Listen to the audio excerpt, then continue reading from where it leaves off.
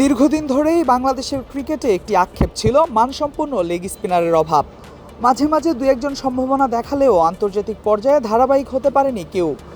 তবে সেই আক্ষেপ যেন ধীরে ধীরে ঘুচিয়ে দিচ্ছেন তরুণ লেগ স্পিনার রিশাদ হোসেন। সাম্প্রতিক সময়ে দারুণ ছন্দে আছেন এই লেগ স্পিনার। ঘরোয়া ক্রিকেট থেকে শুরু করে ফ্র্যাঞ্চাইজি লিগ সব জায়গাতেই নিজের সামর্থ্যের প্রমাণ দিচ্ছেন তিনি। অস্ট্রেলিয়ার জনপ্রিয় ফ্র্যাঞ্চাইজি লিগ বিগ ব্যাশে আলো ছড়িয়ে ক্রিকেট বিশ্বের নজর কাড়েন রিশাদ। সেই পারফরম্যান্সের ধারাবাহিকতায় পাকিস্তানের ফ্র্যাঞ্চাইজি লিগ পিএসএলেও চড়া দামে দল পেয়েছেন তিনি।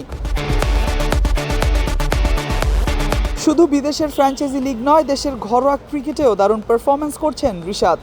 সবশেষ বিসিএলেও দুর্দান্ত বোলিং করেছেন তিনি। আর সবশেষ পাকিস্তান সিরিজের আগে প্রস্তুতি ম্যাচেও ছিলেন দুর্দান্ত, একাই তুলে নিয়েছেন 5 উইকেট।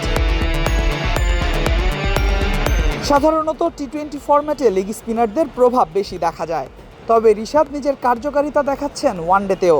নিয়ন্ত্রিত বোলিং, ভেরিয়েশন আর আক্রমণাত্মক মানসিকতা সব মিলিয়ে রিশাদ হয়ে উঠেছেন বাংলাদেশের বোলিং আক্রমণের গুরুত্বপূর্ণ অস্ত্র। একসময় বাংলাদেশের লেগ স্পিনার বিশ্বমঞ্চ কাঁপাবে, এটা ছিল কল্পনার মতো, কিন্তু রিশাদের উত্থান সেই স্বপ্নকে এখন বাস্তবের কাছাকাছি নিয়ে এসেছে। পাকিস্তানের বিপক্ষে আসন্ন সিরিজে তাই রিশাদের দিকেই থাকবে বাড়তি নজর।